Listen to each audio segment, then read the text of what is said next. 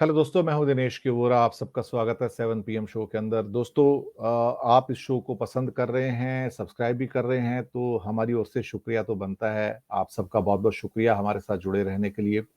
दोस्तों, 7 PM show के अंदर आज जो सब्जेक्ट है हमारे सामने, जिसके ऊपर हम बात करने जा रहे हैं, वो थोड़ा सा एक अलग सब्जेक्ट है देखा जाए तो।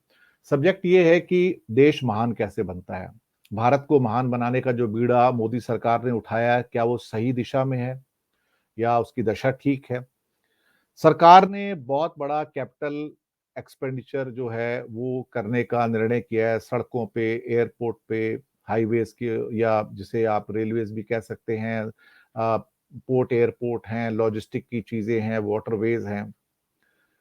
पर एक प्रश्न उठता है, क्या सड़कें और हाईवेज बनने से, या एक्सप्रेसवेज बनने से, या रेलवे ट्रैक बनने से, या नए एयरपोर्ट बनने से क्या एक देश बड़ा और महान बन सकता है?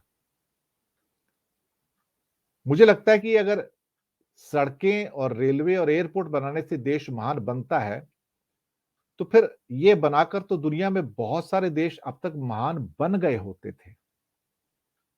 मैं आपको ये बताना चाहूंगा कि देश महान बनता है एजुकेशन से, और साथ में अपने लोगों को अच्छी स्वास्थ्य सुविधाएं देने से। आपको दोस्तों ये जानकर शौक लगेगा कि केंद्र सरकार का हेल्थ का जो बजट है इस साल, वो इतिहास में सबसे कम हो गया, जो जीडीपी का 0.3 से भी कम हो गया, 0.3 से भी नीचे हो गया।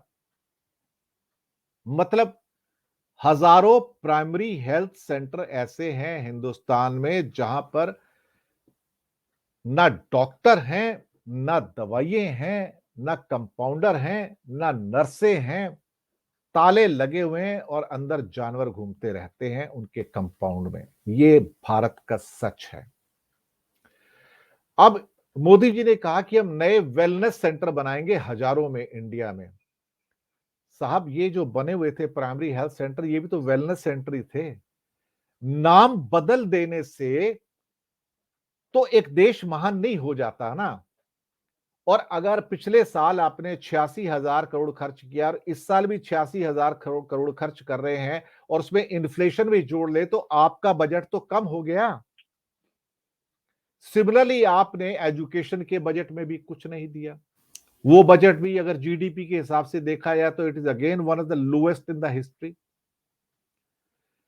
देश सड़कों से महान नहीं बनता है, देश एक्सप्रेसवे से और रेलवे ट्रैक से महान नहीं बनता है, देश अच्छी शिक्षा से महान बनता है।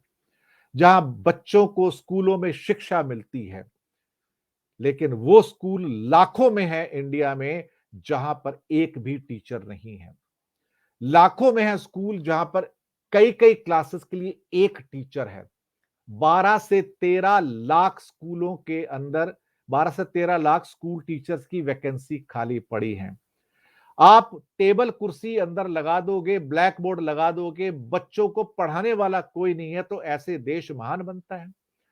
चाइना को देखो, चाइना ने एजुकेशन में करीब करीब 6% इन्वेस्ट किया जीडीपी का पिछले कई सालों से। पूरी बड़ी एक पौध तैयार की, इंजीनियर्स की, टेक्नोक्रेट्स की, मैनेजर्स की, रिसर्चर्स की। $450 बिलियन रिसर्च में लगाता है हर साल। लोगों को बाहर भेजा तो विदेशों में पढ़ने के लिए, अमेरिका में, जर्मनी में। उनको कहा कि पढ़कर वापस आओ और चाइना का विकास करो। वो सब वापस आए, बहुत सारे लोग, और उन्होंने चाइना का विकास किया। हमारे यहां तो पढ़ाई ही नहीं है। और मोदी सरकार के अंदर तो पढ़ाई बिल्कुल एक लास्ट, क्या कहते हैं, सीढ़ी पे चली गई है, इसका कोई महत्व ही नहीं है। दरअसल शिक्षा और स्वास्थ्य मोदी सरकार की प्रायोरिटी के अंदर ही नहीं है। मैं आपको पहले बता दूं, अगर प्रायोरिटी में होते तो आज हिंदुस्तानी सफर नहीं करते थे। कोरोना काल में उनके बर्तन भांडे नहीं बिक गए होते थे। कोरोना काल में उनके घर और ज्वेलरी नहीं बिक गई होती थी। लेकिन सरकारों को तरस कहां आता है।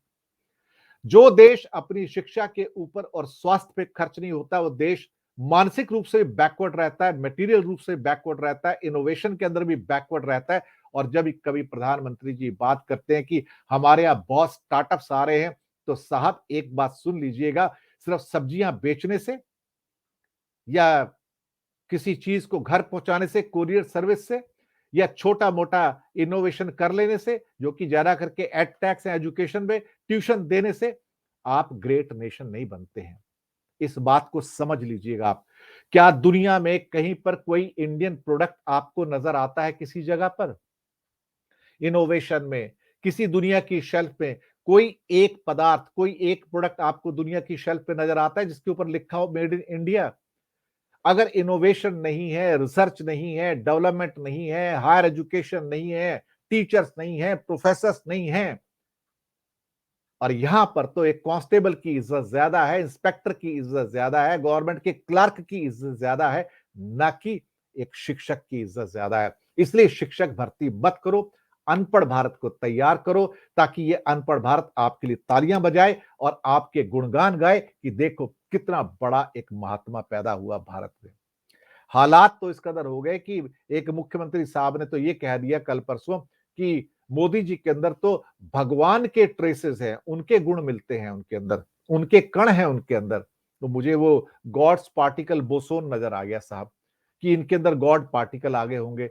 यानी कि चमचागिरी की भी एक लिमिट होती है, जब कोई इंसान उसको क्रॉस कर जाएगा तो कोई क्या कर सकता है।